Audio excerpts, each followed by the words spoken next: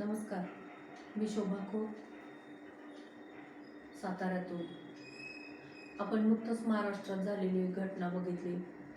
राष्ट्रवादीचा गुंड, राष्ट्रवादीच्या अजित पवारचा जवळचा गुंड हगवणे परिवारानं त्यांच्या सुनेची अगदी निर्घृण निर्दयीपणे हत्या केलेली आपण बघितली. कंटिन्यू आपण 24 तास एकही मिनिट टी व्ही समोरून हललो नाही. ह्यांचा जसा सुळसुळाट, तो माणूस निर्लज्ज माणसानं कसं 2 दिवस झालेले तर लगेचच मटणावर ताव मारला वगैरे, हे जे प्रकार, निर्घृण प्रकार बघितले या राष्ट्रवादीच्या गुंडांचे. अशी ही राष्ट्रवादी किती दिवस आपल्या महाराष्ट्राला लढणार? किती दिवस ह्या राष्ट्रवादीचे गुंड आपल्याला छळणार आहेत? किती दिवस वाल्मिक कराड नावाचे गुंड संतोष देशमुख, महाराष्ट्रातले संतोष देशमुख संपवणार आहे? किती दिवस नांगरे पाटील आणि अजित पवार सारखे शोभा खोत आणि ओंकार खोत नावाच्या चांगल्या टॉपर मुलाला संपवणार आहे? हे किती दिवस आपण अन्याय सहन करायचे? त्यातल्याच माझी रीट तर हायकोर्टात पडूनच आहे. त्याच्यावर माझ्या अतिशय अगदी घाणेरडे न सांगण्यासारखे अत्याचार, अन्याय या पोलिसांनी माझ्यावर केलेले आहेत. ते मी आता इथून पुढे रोज टाकणारच आहे. पण आत्ताच माझ्या शेतात त्यांनी काय केले त्या शेताबद्दल मी आज तुम्हाला सांगणार आहे. माझ्या शेतात ऊस होता. तो ऊस अजित पवारच्या गुंडाने जाळलाय. माझा ऊस 4 वर्षापूर्वी. 4 वर्षापूर्वीपासून मी शेत करायचं बंदच केलं. माझ्या शेतात विहीर आहे, माझ्या शेतात बोर आहे, सगळं माझ्या शेतात आहे. माझ्या शेताचा वाद हा मी माझे सासरे वारल्यानंतर 2001 पासून ते 2015 पर्यंत गल्लीपासून दिल्लीपर्यंतच्या कोर्टात लढून सगळं मी माझं ऑल क्लिअर केलेलं आहे. माझ्या सासऱ्याने जेव्हा ते गेले त्याच्या आदल्या दिवशीच आम्हाला सगळे कागद दाखवले. असं असं चाललंय गावामध्ये आपलं, असं असं हे आहे, तुम्ही जरा लक्ष घाल म्हणून सांगितलं. त्याच्यानंतर आम्ही दुसऱ्या दिवशी सकाळी परत सगळे कागद काढणार होतो, पण ते पहाटे 5 वाजताच गेले. त्याच्यानंतर आम्ही सगळं काढलं. अक्षरशः माझी त्यावेळेला केस प्रांत ऑफिसमध्ये होती. प्रांतापासून कलेक्टरपासून पुढचे सगळे कोर्ट करत आम्ही सुप्रीम कोर्टापर्यंत लढून मी माझी सगळं करून व्यवस्थित 2014 पर्यंत माझ्या ताब्यात आणलं. मी सगळं व्यवस्थित केलं. त्याच्यानंतर आम्ही शेतात माझ्या बोर काढलं, शेतात माझ्या विहिरीचं काम चालू केलं. विहिरीचं काम चालू असताना अक्षरशः सांगते तुम्हाला, लज्जा सोडून मी तुम्हाला सांगते, माझ्या विहिरीचे पैसे मी त्या माणसाला दिले होते, ज्या बोर काढणाऱ्या माणसाला.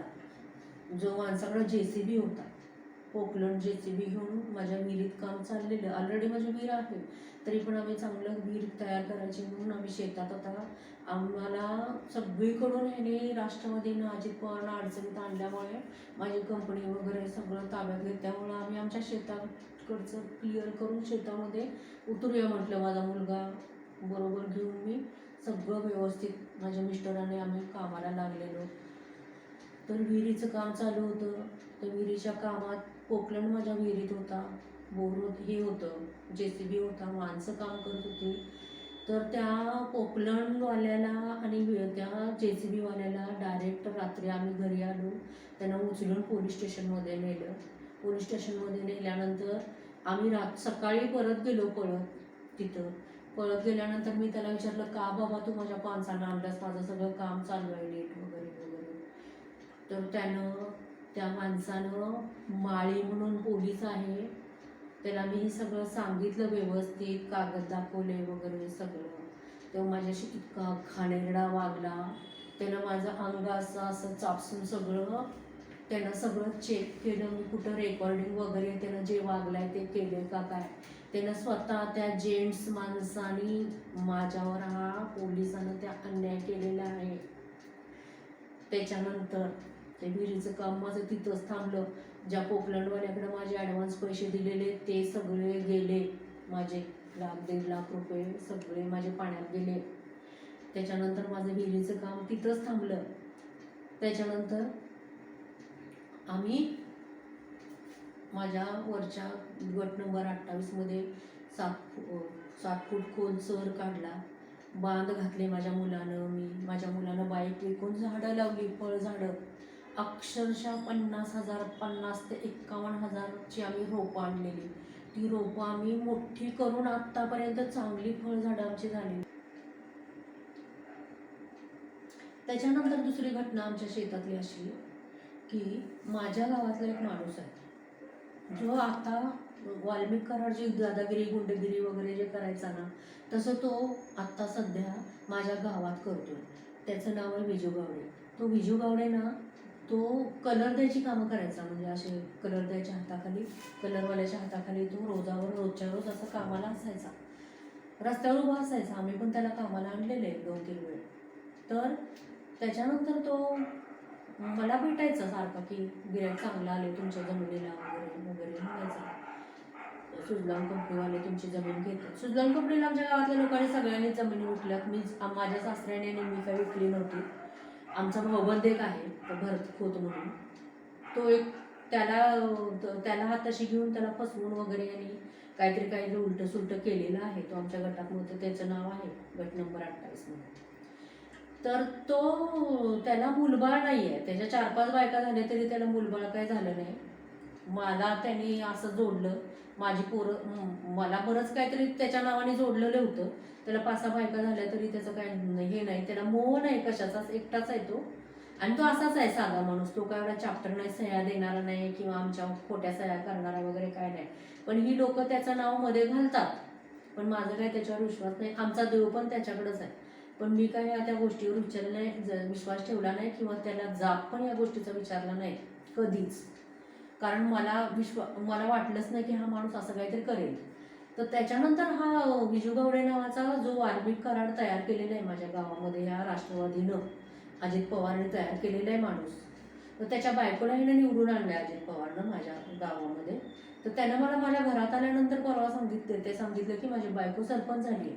तर मी म्हटलं बरं झालं तुझी बायको सरपंच झाली तर चांगलं पद मिळालं तर तू चांगली कामं कर. आपल्या गावाला चांगलं कामाची खूप गरज आहे. सगळीकडे सुधारणा. आपलं गाव असं डोंगरावर असल्यामुळे असंच राहिलंय.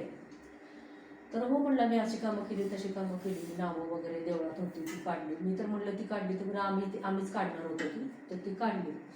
हे सगळं आमच्या घरातल्या चर्चा चाललेल्या नांगऱ्यानं पॅगासीस लावल्यामुळे त्याला त्या कळत होत्या आणि तो तिथं काम करायला ह्याच्याकडनं करून घेत होता. आमच्या घरात जी बोलणी होतात गावात काय करायचं आहे, काय करायला लागेल वगैरे, तर ती ह्या माणसाकडनं तो करून घेतो. कारण ह्या बाईला ह्याला फेमस करायचं आहे नांगऱ्याला आणि अजित पवारला. तर ह्या बाई 2 वर्षापूर्वी झाली. हा भेटायचं की सांगायचं बघा गिऱ्हाईक आले सुजलाम कंपनी तुम्हाला चांगले पैसे देईल वगैरे वगैरे हा म्हणायचा आम्हाला. मी त्याला एकदा सांगितलं, 2दा सांगितलं, 3दा सांगितलं, ऐकला नाही. 4थ्याला सांगितलं तुला पायतानानं मारीन. परत जर म्हटलास तर माझ्या जमिनीबद्दल काय बिल्लास तर तुला पायतानाने मारीन. मी असं त्याला सांगितलं आणि परत तू विषय काढायचा नाही. तर म्हणला बरं. तर त्याच्यानंतर तो माझ्याकडे एक दिवस आला असाच घरी. आल्यानंतर मी आपलं त्याला घेतलं. म्हणजे सांगितलं त्यानं मला माझी बायको सरपंच झाली वगैरे वगैरे वगैरे. मग मी त्याला चांगलं बुलून खायला घालून त्यानं आम्हाला एक कागद काढला. तो म्हणला देवळासाठी रस्ता पाहिजे. मी म्हणलं घे, आम्हीच प्रयत्न करतो. माझे सासरे पण प्रयत्न करतोय आणि आम्ही आमच्या एका शेतातनं रस्ता पण सोडलेला आहे ऑलरेडी. आमच्या ह्याला गट नंबर 112 म्हणून आहे. त्या 112 गटासाठी आम्ही रस्ता सोडलेला आहे ऑलरेडीच. माझ्या सासऱ्याने सोडलेले. त्याच्यावर आम्ही सह्या केल्या. सह्या म्हणजे काय होतं, कागद होता एक. त्या कागदाच्या खालच्या बाजूनं सगळ्या सह्या झालेल्या आणि 2 रेषा वरच्या शिल्लक होत्या. 2 रेषा. आम्ही गावातले मुख्य असल्यामुळं, आम्ही गावातले वतनदार असल्यामुळं प्रत्येक वेळेला त्या रेषा वरच्या सोडलेल्या जात असत आणि खालच्या सह्या झालेल्या होत्या. आम्ही त्याच्यावर त्या सह्या केल्या. त्याच्यावर असा उल्लेख नव्हता गट नंबर 28च्या शेतातून तुमचा रस्ता काढणार आहे, तुमचा बांध चर मुजवणार आहे 7 फूट खोल, त्याच्या बांधाच्या कडेला दगडाचे बांध आहेत ते तोडणार आहे, झाडं तोडणार आहे तुमची वगैरे. त्यात काहीही उल्लेख नव्हता. आम्ही 10 ते वाचलेलं होतं आणि फक्त गट नंबर 23 वगैरे काहीतरी त्यात सगळ्यांचीच नावं होती. त्यामध्ये आम्ही सह्या केलेल्या होत्या. आम्ही कुठं नोटरीकडे गेलो नव्हतो किंवा आमच्या स्टॅम्पवर कुठल्या आम्ही सह्या केल्या नाहीत किंवा काय नाही. ह्यानं फोटो फक्त आमचे तो घेऊन गेला. ह्यानं कसं बदललं, काय बदललं, कसं गुंडाळलं आम्हाला काही कल्पना नाही. त्याच्यानंतर उठताना हा मला म्हणतोय गट नंबर 28 मध्ये शेजारी माझ्या 12 एकरचा माझा हा पट्टा आहे. तर त्याच्या शेजारी माझ्या बांधाच्या शेजारी, चराच्या शेजारी एक बांध आहे माझाच मी घातलेला. त्याच्या पलीकडं माझी 5 फूट जागा आहे आणि त्या 5 फुटाच्या पलीकडं रेवंडं गाव आहे. तर तो म्हणताना म्हटला की ते रेवंडं गावातून आम्ही रस्ता काढतोय. रेवंडं गावातल्या लोकांची आम्ही परमिशन घेतली, तुम्हाला पण माहीत असावं, मी तुम्हाला ही कल्पना देतोय. तर मी त्याला सांगितलं, तू आता जे बोललास यात काहीतरी मला काळं बिरं दिसतंय, ते तू उठताना बोलतोयस, तर तू इथंच बस आणि माझा कागद कॅन्सल कर. तर तो म्हटला की मी नाही, असं काय मी करणार नाही, तुम्हाला काय फसवणार नाही, मी तुम्हाला तिथं बोलवतो, मी रेवंड्यातूनच रस्ता काढतो. मला त्याचं काय पटलं नाही. मग मी त्याला दुसऱ्या दिवशी बोलवला आणि लगेचच मी त्याला सही करून कागद दिला की काल जे काही तू आमच्याकडनं सह्या करून घेतलायस देवळासाठी वगैरे कशासाठी पण असू दे, त्या आम्ही आत्ताच्या आत्ता कॅन्सल करतोय, असं मी त्याला लेटर स्वतःच्या हातात दिलं. त्यानं आमच्या पाया पडल्या आणि म्हटलं, मॅडम आम्ही तुम्हाला काहीही तुमच्या जागेला कसलाही हात लावणार नाही, असं त्यानं आम्हाला आश्वस्त केलं. मी म्हटलं, तू लावलास तर तुझी हालत काय करीन हे तुला माहिती आहे, ते तू लक्षात ठेव. त्याच्यानंतर म्हटलं, हो आम्ही काही हात लावत नाही. त्याच्यानंतर आम्ही महिनाभर शेतावर गेलोच नाही, कामच नव्हतं काय शेतावर, त्यामुळे आम्ही काही गेलोच नव्हतो. तर महिन्याने आम्ही शेतावर गेलो तर ह्या पट्ट्यानं माझा सुझलॉन कंपनीनं गावातल्या लोकांना पैसे चारून, गावातल्या लोकांची सहमती घेऊन, गावातल्या लोकांना म्हणे कुठं माझ्या शेतातनं जायचंय, कुठं टाकी, पाण्याची टाकी आहे तिकडं, पाण्याच्या टाकीत गावातल्या लोकांना उड्या मारायच्यात, असं काहीतरी तो मी विचारलं, तुला गावातल्या लोकांना उड्या मारायच्यात का? पाण्याच्या टाकीत 14 फूट रस्ता काढलाय, त्यातून त्या गावातल्या लोकांना पैसे चारून बिरून एका घरातले असे सह्या बिया घेऊन आम्हाला गावासाठी रस्ता पाहिजे या बाईच्या शेतातून, असं सांगून गावातल्या लोकांना पैसे चारून या सुझलॉन कंपनीनं माझ्या शेतातनं रस्ता काढला. ते म्हणे तुमच्या गावातलीच लोक आली, सुझलॉन कंपनी म्हणे तुमच्या गावातलीच लोक आली तुमच्या शेतातनं रस्ता काढा म्हणून. अशी सुझलॉन कंपनी माझी परमिशन न घेता गावातल्या लोकांच्या सांगण्यावरून त्या सुझलॉन कंपनीनं माझ्या शेतातनं रस्ता काढलाय 14 फूट रुंदीचा, झाडं तोडून चर बुजवून, माझ्या शहराच्या शेजारी 5 फूट उंचीचे बांध तोडून त्याच्या अलीकडून 14 फूट रुंदीचा रस्ता काढलाय. त्याच्यानंतर घरी आल्यानंतर त्याची सगळी ऑडिओ क्लिप विचारलं, घरी जाऊन त्याच्या कसं आहे काय आहे, तू का केलंस वगैरे सगळी मी ऑडिओ क्लिप रेकॉर्ड केलेली आहे. ती रेकॉर्डिंग माझं हे संपल्यानंतर मी टाकते, तुम्ही अगदी शांतपणे ऐका. त्याच्यानंतर आम्ही पोलीस कंप्लेंट करायला गेल्यानंतर पोलिसांनी आमची कसलीही कंप्लेंट बोरगाव पोलीस स्टेशनने घेतली नाही. त्याच्यानंतर आम्ही आंदोलन केलं ह्याला तहसीलदारांना म्हटलं, माझा असा रस्ता घेतलाय, माझा रस्ता माझा आहे तसा पाहिजे, नाही तर मी आत्मदहन करणार. ते म्हटले, आम्ही ह्याच्यावर काहीच ॲक्शन घेऊ शकत नाही, तुमचा रस्ता परत आहे तसा मुजवा तुम्ही चर काढून, असं म्हटल्यानंतर त्यांनी आम्ही इंटरव्ह्यू ऑर्डर वगैरे काहीच काढायचा आम्हाला अधिकार नाही आहे. त्यांनी आम्हाला व्यवस्थित समजून सांगितलं तहसीलदारांच्या इथून. मग आम्ही तो रस्ता परत 20-25 हजार रुपये आम्ही घातले आणि रस्ता मुजवला. परत त्यांनी तो रस्ता आमचा चालू केला. या मुजोर नांगऱ्यानं आणि अजित पवार IPS विश्वास नांगरे पाटील आणि त्याचा मालक अजित पवारनं आमचा रस्ता परत चालू केला सुझलॉन कंपनीला. त्याची पवन चक्की एक माझ्या शेतातच आहे, आम्ही त्याच्यावर केस टाकलेली आहे, हायकोर्टात माझी केस चालू आहे. तर त्याच्यानंतर फॉरेस्ट ऑफिस आलं. फॉरेस्ट ऑफिसची माणसं रोज एक कागद मागायला लागले, रोज एक कागद. ते मागतील ते सगळे कागद आम्ही दिले. त्यांच्याकडून आज तागायत आम्हाला काहीही रिपोर्टिंग झालेलं नाही, काहीच त्यांच्यावर कारवाई झालेली नाही. झाडं तोडली म्हणून वगैरे सुझलॉन कंपनीवर, त्या सरपंचावर किंवा ग्रामपंचायतीवर काही कारवाई झाली नाही, पोलिसांकडून काहीही कारवाई झाली नाही. आणि माझी गट नंबर 10 मधली 23 फूट उंचीची टेकडी यांनी तोडली. त्यात चिऱ्याचे दगड होते, ते चिऱ्याचे दगड ते विजू गावडेनं ह्या सुझलॉन कंपनीला विकले.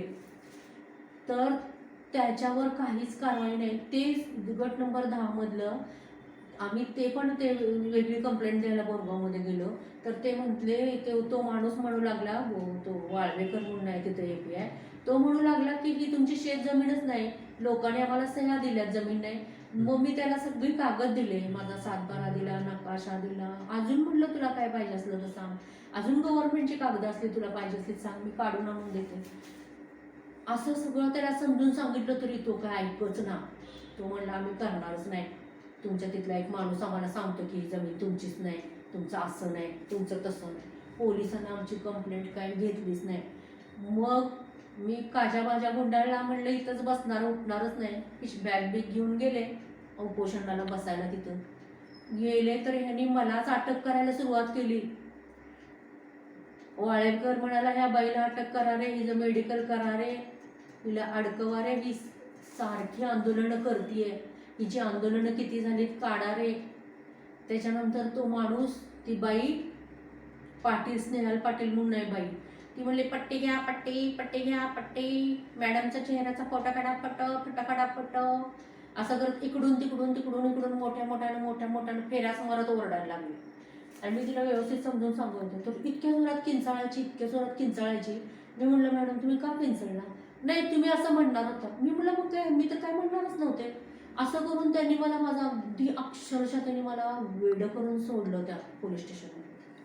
असं करून या पोलिसांनी माझ्या अत्यंत टॉर्चर केलेलं आहे. पोलीस, बोरगाव पोलीस स्टेशन इथले SP वगैरे माझ्यावर काहीही माझं कुठलीच कंप्लेंट घेतले किंवा अजित पवारवर, नांगऱ्यावर, सुजलाम कंपनीवर वगैरे कुणावरही कसलीही कारवाई करत नाहीत. आता हा जो माणूस आहे त्याला 2 वर्षात त्याच्या बायकोला ह्यांनी सरपंच केले. तर त्या बाईच्या मी घरी गेले एक दिवस. घरी गेल्यानंतर तिचा आलिशान फ्लॅट बघून मी थक्कच झाले. एकदा गेले होते, ती भाड्याच्या खोलीत कुठल्या तरी एखाद्या कोपऱ्यात राहत होती. तर 2 वर्षात ती सरपंच झाल्यानंतर तिच्याकडे आलिशान फ्लॅट कुठून आला, म्हणजे शॉकच झाले मी तिच्याकडे बघून. असं ह्या माझ्या शेताच्या बाबतीत झाले.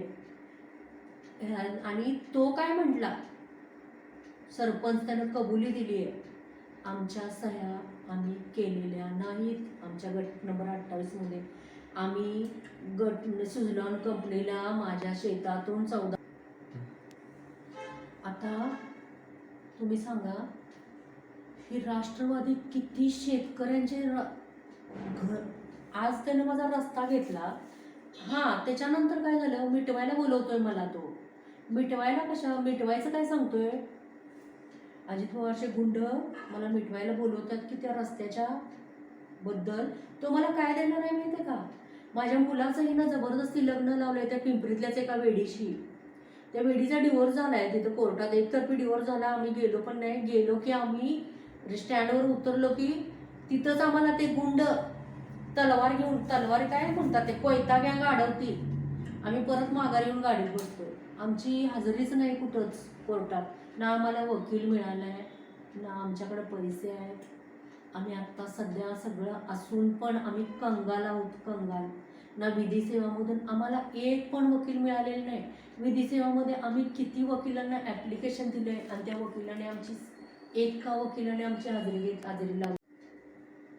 त्याच्यानंतर या 1.5 दमडीच्या डिवोर्ससाठी मी माझ्या पूर्वजांनी एवढ्या रक्त सांडून जमिनी मिळवल्या. ते मी जमिनी ह्याला रस्ता काढला आहे 14 फूट रुंदीचा माझ्या शेतातून. तर त्या रस्ता मी ह्याला देऊ का, तुम्ही सांगा. त्याच्यानंतर आज माझ्या शेतातून त्यानं रस्ता काढलाय, उद्या माझं शेत सांगाल तुला नोटांचे बंडल टाकतो, हे टाकतो, शेताची किंमत सांग. हा दादा, माझा दादा दादा दादा दादा हा दादा, या दादाला मी द्यायचं का, तुम्ही सांगा. अशा प्रकारे त्यानं माझ्या हे त्याच्यानंतर शेताची अशी त्यानं माझी वाट लावलेली आहे शेताची. हा टॉपिक आता याच्यानंतर मी तुम्हाला सरपंचाची ऑडिओ क्लिप टाकते. आत्ताच्या ह्या घटना आहेत त्या ह्या आत्ता घडलेल्या आहेत.